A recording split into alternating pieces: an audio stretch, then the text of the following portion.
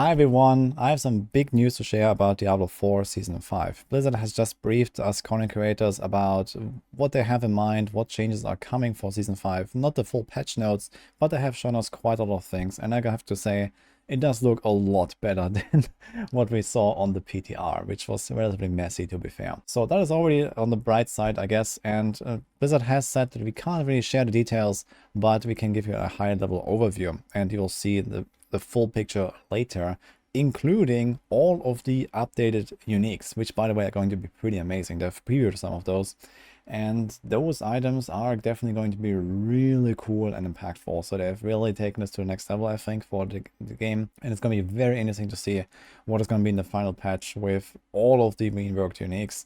And some of them can be really interesting and powerful to play around and build around. So that's something to look forward to. I think the theory crafting part is coming back to the game. And in general, I think it's going to be a much better patch than a lot of people might have anticipated. So there's some cool changes coming. Let's jump into it. So I have a few notes here from this update that they've given us. Let's talk first about the Infernal Hordes, which is like the new main endgame system that they're introducing in patch 1.5. So this is getting a lot of improvements. A lot of people were upset if you have not seen this yet on the PTR. First of all, this is like some kind of like wave survival mode. You stand in like this pit of hell, and there's monsters spawning, and there's stuff, you know, going on everywhere. And then you can collect this ether. And at the end, after doing so many waves and picking certain like boons and banes between the waves, you have a boss fight, and then you can open some chests with the ether you have gathered.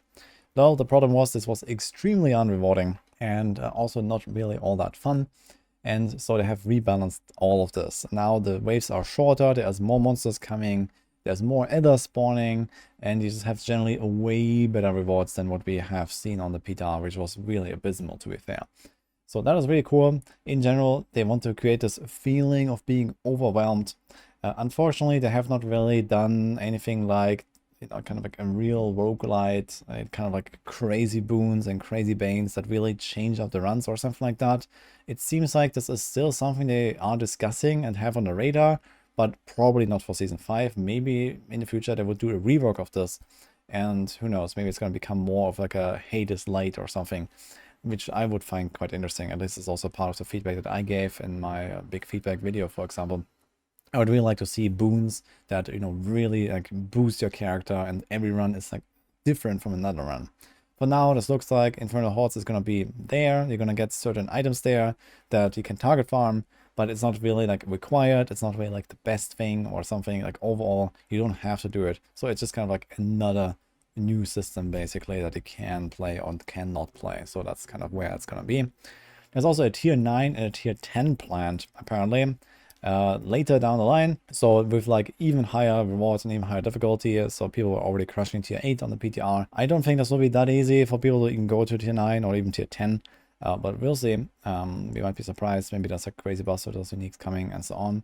But yeah, in general, this is what you can expect from Infernal Hordes. Just like more action, more rewards, basically. So let's put it that way. Then we have the Helltides. Kind of the same story. On the PTR, there was no Profane Mind Cage. This was like a Season 4 only thing, but it is coming back. And it stacks now. Profane Mind Cage is the item that you can find that gives monsters plus 10 levels and gives you more cinders.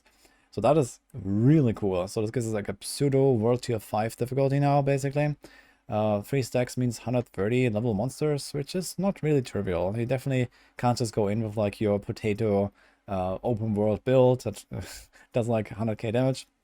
You definitely need like a proper build at that point.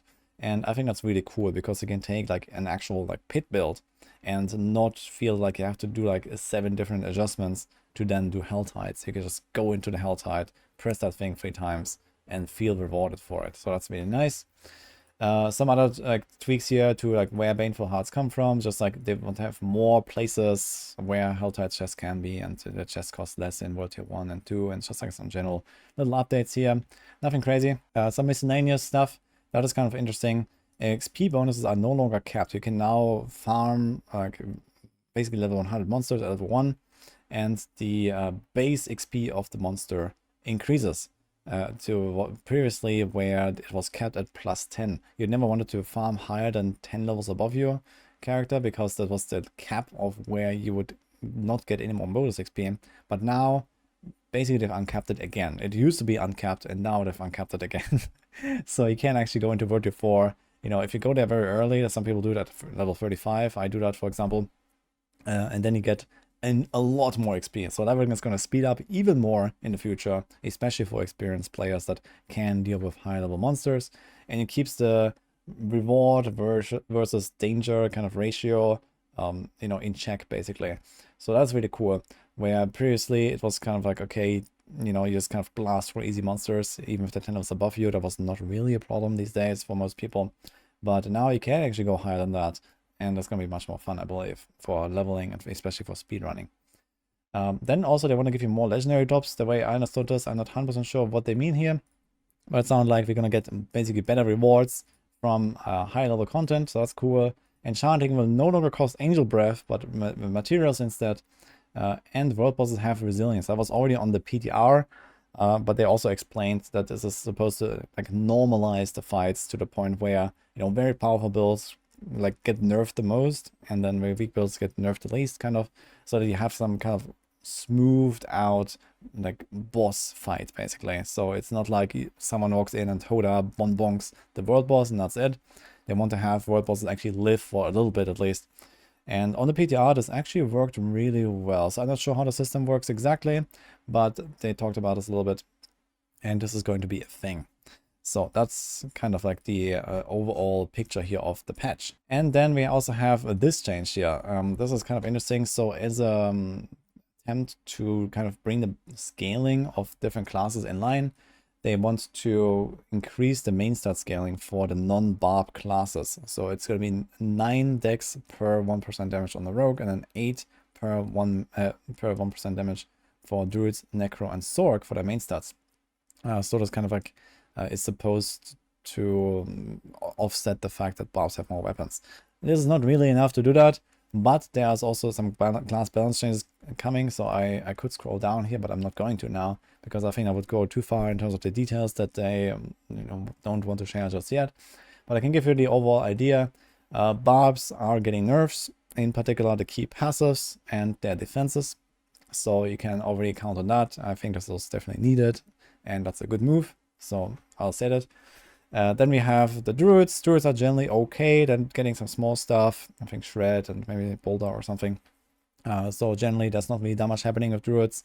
Necros getting a lot of lucky hit stuff and blood stuff. So buffs there for like the underperforming stuff. Seems like no nerfs to bone spirit, but who knows. Rogues are also not really getting too much. There's like some small tweaks and so on, but generally rogues are fine, so wouldn't really expect too much there. And finally the Sorcs. So Sorcs were rightfully complaining the most, I would say. They were rightfully called the weakest class, I would say, and they are getting the most buffs. So you can definitely expect Sorcs to be probably top tier, honestly.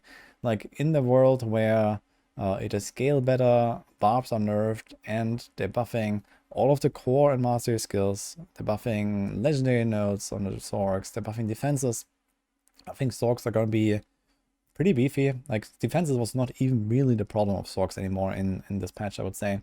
It was mostly the offensive, and that is getting a pretty massive buff from what I can tell. Now, of course, the final balance of the patch also remains to be seen with the uniques. Those can be very defining for certain builds, especially if certain uniques only apply to 1 or 2 builds or something like that. If it's like a build specific item and that is like super overtuned, we might have a, you know, crazy, maybe even druid meta, who knows, right?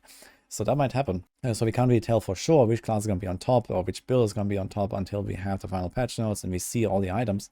But the overall picture looks like the classes are way closer together, Barb a bit down, Sorc way up, the rest shifting kind of like in the middle a little bit.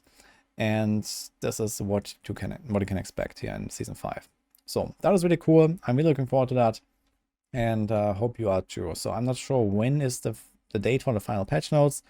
First things first, we're going to get the Spiritborn reveal, and after that we're going to see the Season 5 preview. And speaking of Spiritborn, this is also in the launcher here already. You can actually see this. July 18th. Stay tuned for that. I'm actually just about to pack my things and go to the airport to play the Spiritborn for you guys on the 18th. I will be streaming it. So get ready for that. I don't have the schedule just yet, I'll keep you guys informed, so check my Twitter, search my name on Twitter, and I will post some updates, some pictures from the travels, and whatever else is interesting on there. And otherwise, be there on the July 18th for the live stream. So, hope you enjoyed my little summary here. I will keep you guys posted with what else is coming up for Season 5, of course, and for the Spiritborn, I'm gonna probably make a lot of videos right after that. I'll be playing it and trying out stuff, testing, you know, everything I can. I'm really excited for this. So, let's see where this will go. Hope you enjoyed this, and I'll see you guys next time.